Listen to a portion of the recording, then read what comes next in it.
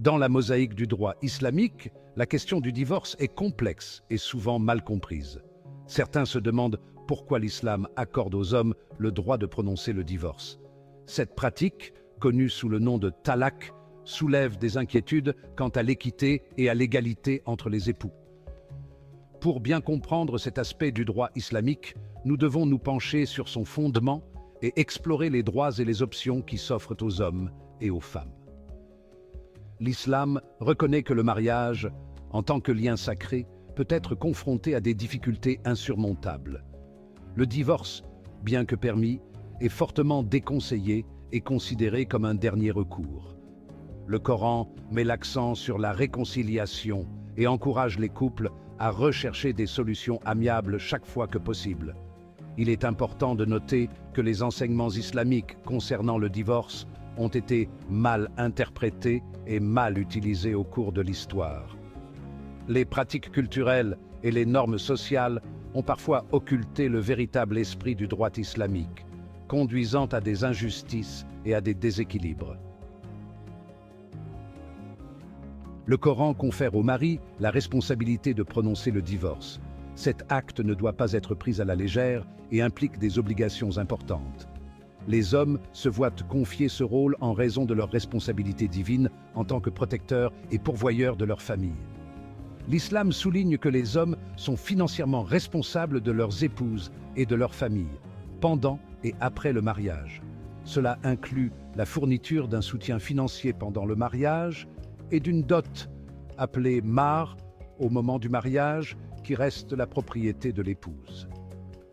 Le rôle de chef du mari n'est pas un rôle de domination, mais de service et de responsabilité. Il est chargé d'assurer le bien-être et la protection de sa famille. Ce rôle de chef est lié à ses obligations financières et à son devoir de préserver la sainteté du mariage. Si le Coran accorde aux hommes le droit de prononcer le divorce, il ne laisse pas les femmes sans option. L'islam reconnaît que les femmes peuvent également demander la fin d'un mariage pour des raisons valables. Si une femme trouve son mariage insupportable, elle dispose de plusieurs recours. Elle peut demander le khula, qui est le droit d'une femme à demander le divorce à son mari. Cela implique souvent la restitution de la dot ou d'une partie de celle-ci au mari. Une femme peut également saisir un tribunal islamique pour faire dissoudre le mariage, s'il existe des motifs tels que la violence, la négligence ou l'abandon. En outre, une femme peut stipuler des conditions dans le contrat de mariage qui lui donnent le pouvoir d'engager une procédure de divorce dans des circonstances particulières. Cela démontre la flexibilité et la prévoyance du droit islamique pour faire face aux difficultés potentielles d'un mariage. Égalité et rôle distincts dans l'islam.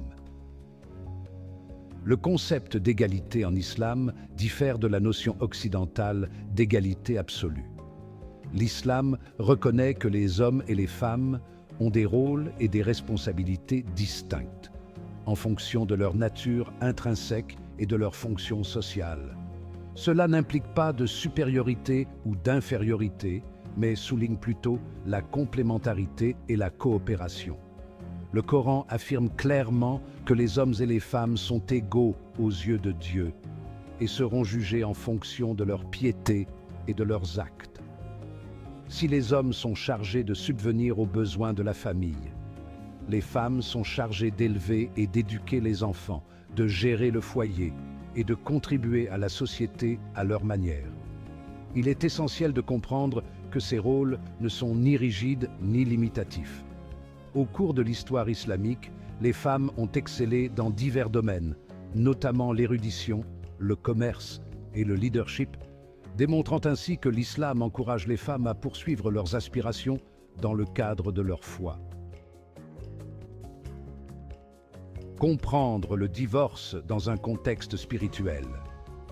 Le divorce dans l'islam ne doit pas être considéré uniquement sous l'angle juridique, mais aussi sous l'angle spirituel. Il s'agit d'une expérience profondément personnelle et émotionnelle qui a des conséquences importantes dans cette vie et dans l'au-delà. Le Coran souligne l'importance de la gentillesse, de la compassion et du respect tout au long du processus de divorce. Les deux parties sont encouragées à agir avec équité et à donner la priorité au bien-être des enfants concernés. En fin de compte, le divorce dans l'islam est un dernier recours, permis lorsque tous les efforts de réconciliation ont échoué. C'est un rappel que le mariage est un lien sacré qui ne doit pas être contracté à la légère ni rompu sans une réflexion approfondie et le respect des principes islamiques. La compassion et la justice dans le divorce.